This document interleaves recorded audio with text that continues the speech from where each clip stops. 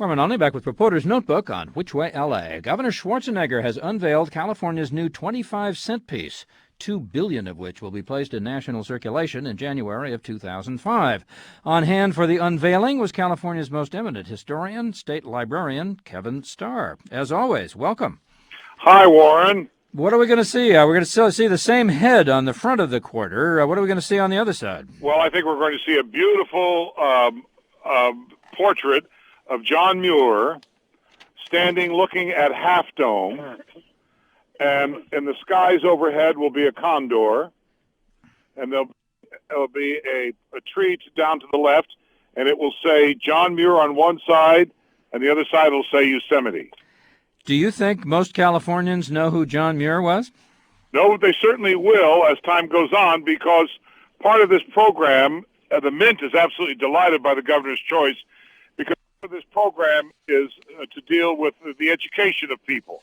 And so the more people find about John Muir, they find out about his writings, his conservation, the role he played in establishing helping establish the national park movement, the lobbying, for instance, that he did with President Theodore Roosevelt, President William Howard Taft, his early presidency of the Sierra Club, and his magnificent writings, The Mountains of California, for instance, My First Summer in the Sierra, his writings on California, Alaska, his conservationist writings. I think we've got a person who represents the deepest possible sense of stewardship for the environment on the part of Californians. Now, the governor chose this design over others that were submitted that had redwood trees, the Golden Gate Bridge, film strips and cameras, the California quail, gold pans. Why are all those things not important enough to make it onto the California Quarter? Well, he could only choose one, and the governor took his time doing this. He took about 2 months.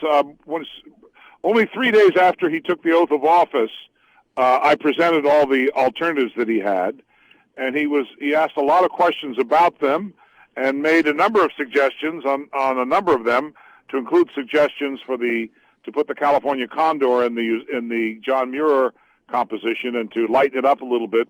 He felt it was too cluttered. Then he took about 2 months to make his mind up. You know, Warren Mae West once said, "Too much of a good thing is wonderful." And when it comes to this great state, there are many images, and you just named a number of them. Many images that could have been chosen. The governor had to choose only one, however, under deadline from the United States Mint, and I think he chose the right one.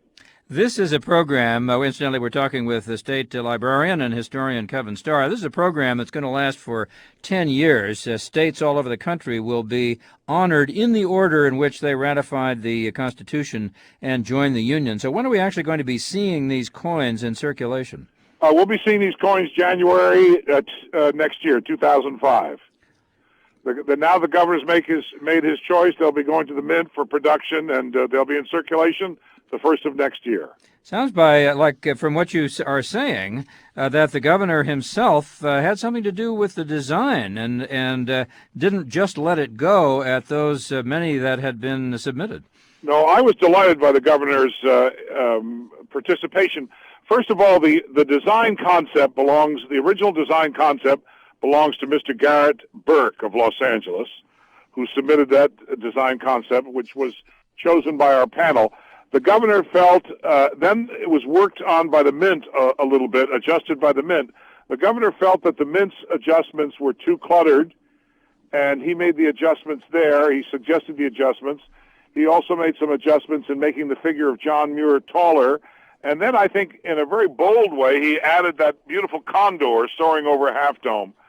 We took the governor's suggestions back to the Mint. They loved that, and we got the result that the governor finally chose. But the governor also made recommendations on the other ones, too. He participated in this very seriously. It was very touching for me because here he'd only been governor for 3 days, and he saw this as something very important. Just a question of, I guess it would be biological accuracy. Would the condors ever have flown in the area of Half Dome? Isn't that a different environment? Well, there may be a little poetic license there, but the governor wanted the condor to suggest the vulnerability of an endangered species. And I'm sure the condors have sailed over Yosemite. I don't think their roosting areas are there, but that would be a legitimate part of their habitat. by extension. But it's a poetic license that was chosen. The governor felt that the condor suggests the fact that we have to work hard to preserve our environment. Our environment can be lost. Just the condor, Warren, just about 20 years ago, was down to about 25, 26 surviving members of the species. And with the captive breeding program, of course, it's up now, we hope, making a comeback.